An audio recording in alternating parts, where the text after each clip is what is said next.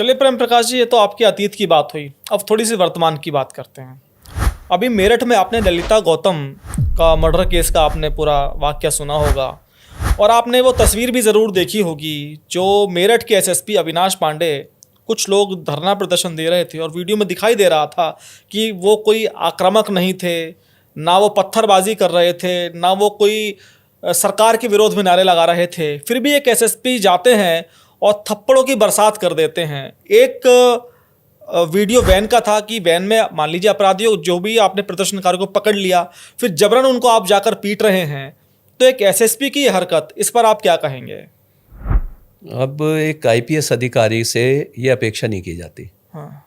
अगर देखा जाए, लीगली देखा जाए, तो ये आपराधिक कृत्य की श्रेणी में आएगा। हाँ।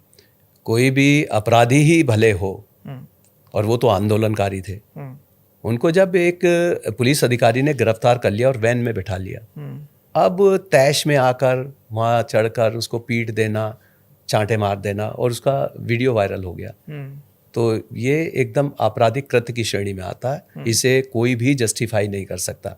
पुलिस अधिकारियों ने ये जस्टिफाई करने की कोशिश की कि वो आत्महत्या का प्रयास कर रहा था, लेकिन जो अभी जो सीक्वेंस ऑफ इवेंट्स देखे गए हैं उससे ये लग गया कि वो जो आत्महत्या का प्रयास किया गया वो उसके बाद की घटना है। जब उन्होंने उसमें चांटे मार दिए, शायद व्यथित होकर उसने फंदा लगाने की कोशिश की, जिसे जाकर फिर पुलिस के कर्मचारियों ने उसको वहाँ फंदे से लगाने से रोका। तो इसका संज्ञान जो अनुसूचित जाति आयोग है केंद्र सरकार में, उन्होंने संज्ञान ले लिया है और इसमें सुओ मोटो कॉग्निजेंस ली गई है। उसमें नोटिस जारी हो गए हैं कमिश्नर को और वरिष्ठ अधिकारियों को जी। और इसके साथ ही उसमें एनएचआरसी में, नेशनल ह्यूमन राइट कमीशन में भी कुछ लोग गए हैं। संभवतः वहाँ से भी जांच होगी और अगर ये दोष सिद्ध हो जाता है तो उनको सजा हो सकती है, कुछ ना कुछ पनिशमेंट मिल सकता है। एक तरफ 2027 का बिगुल बज चुका है। तमाम बड़ी पार्टियां, खासतौर पर बीजेपी की चिंता ये है कि वे दलित वोट बैंक कैसे भी उनके पाले में आ सके। तो ऐसे में एक दलित को पीट के एसएसपी ने इस तरह से हाल कर दिया, तो आपको लगता नहीं कि 2027 में बीजेपी के लिए डैमेज होगा ये? आप पॉलिटिकली देखें तो इसका बहुत नुकसान होगा।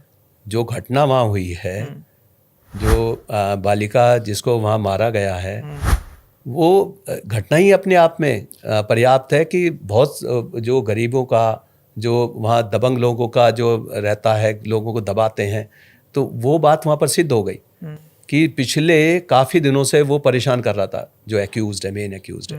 2 साल पहले भी उसने तंग किया था, मामला चौकी तक पहुंचा, उसके बाद समझौता होकर इसको किसी तरह दबाव में समाप्त करा दिया गया। लेकिन इस बार तो हद हो गई।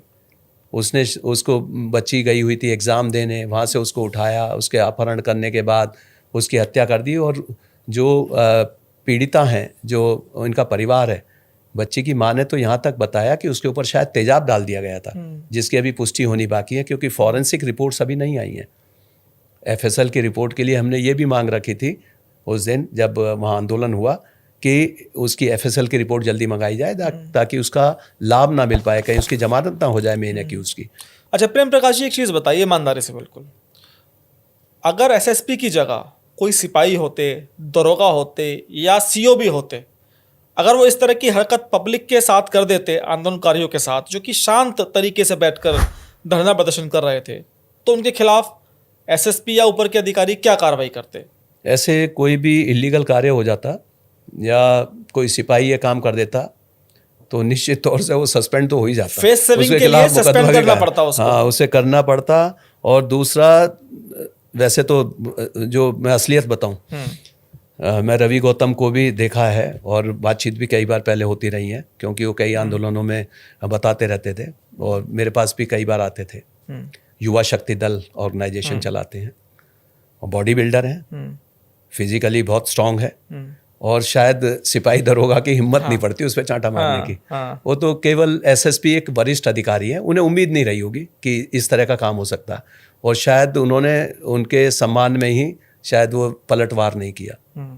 कोई और व्यक्ति अगर ऐसे जो है वो बहुत शरीर से बहुत मजबूत है और एसएसपी का फिजिक आपने देख लिया होगा कि वो शायद अगर अकेले अकेले कहीं जो आमना सामना हो जाता तो शायद वो चांटा नहीं मार पाते फिर इस तरह।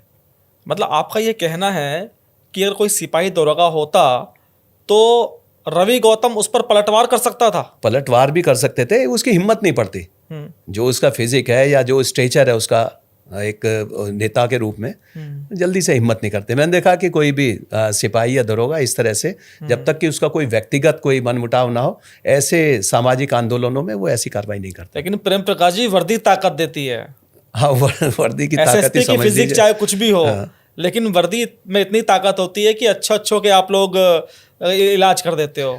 तो एक्शन में देखिए, वहां तक जहां उन्होंने जाते ही वहां पर बता रहे हैं कि चांटे मारने शुरू कर दिए आंदोलनकारियों को, उस पर बहुत ज़्यादा ऐतराज नहीं किया गया था, क्योंकि अमूमन कई बार जो है लाठीचार्ज, क्योंकि पहले से वार्निंग दे रहे थे वहाँ पर SPRA कि आपका ये जो गैदरिंग है उसको विधि विरुद्ध घोषित कर दिया गया है, आप हट जाएं, इतनी देर में आप साफ यहाँ से कोई भी नहीं रहेगा।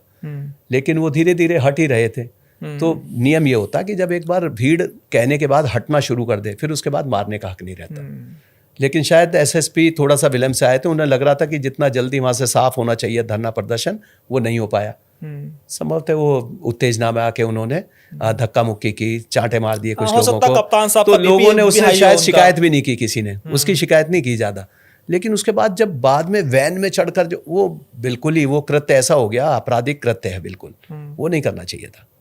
तो चूंकि SSP लोगों साहब, ने बड़ा आक्रोश है इसमें। अब चूंकि SSP साहब बड़ी मछली हैं, इसलिए इनके खिलाफ कार्रवाई नहीं हो पाई।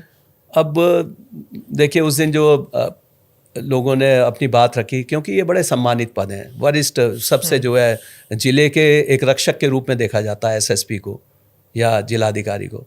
अब उसकी शिकायत जिलाधिकारी के समक्ष वहाँ पर रख दी गई।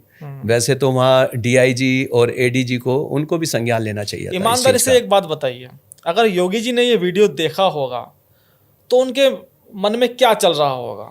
मुझे याद है उनकी वीडियो कॉन्फ्रेंसिंग माननीय मुख्यमंत्री जी की। हाँ। आप देखेगा, जिस दिन भी वीडियो कॉन्फ्रेंसिंग होगी तो वो पूछेंगे जरूर, हाँ भाई ये क्या हो रहा है, क्या ऐसा किया जा सकता है, क्या किस तरह से, क्या ये पुलिस का तरीका है? क्योंकि वो पुलिस के प्रोसीजर से बड़ी तरह से वाकिफ है।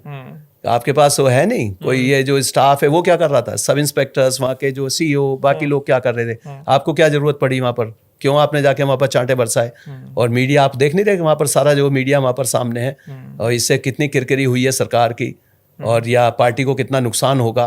पार्टी की बात नहीं करेंगे, लेकिन वो तो सरकारी तौर पे एज ए मुख्यमंत्री ये मतलब झाड़ पड़ना तय है। और उन्हें ही नहीं, उनके वरिष्ठ अधिकारियों को भी मैं समझ सकता हूँ कि उनकी क्या किस तरह से क्लास ली गई होगी। लेकिन शायद हो सकता है मीडिया में आए या ना आए, लेकिन वो इस मामले में बहुत स्ट्रिक्ट है। मानवीय गरिमा की वो बात करते हैं, और विशेषकर जो कमज़ोर वर्ग, जब उन्हें पता है कि यहाँ पर कमज़ोर वर्ग से संबंधित लोग हैं और एक पीड़िता, उसको लेकर ये धरना प्रदर्शन हो रहा है, तब माननीय मुख्यमंत्री जी की भी जो संवेदना है वो इन्हीं के साथ रहेगी, जो पीड़ित पक्ष है।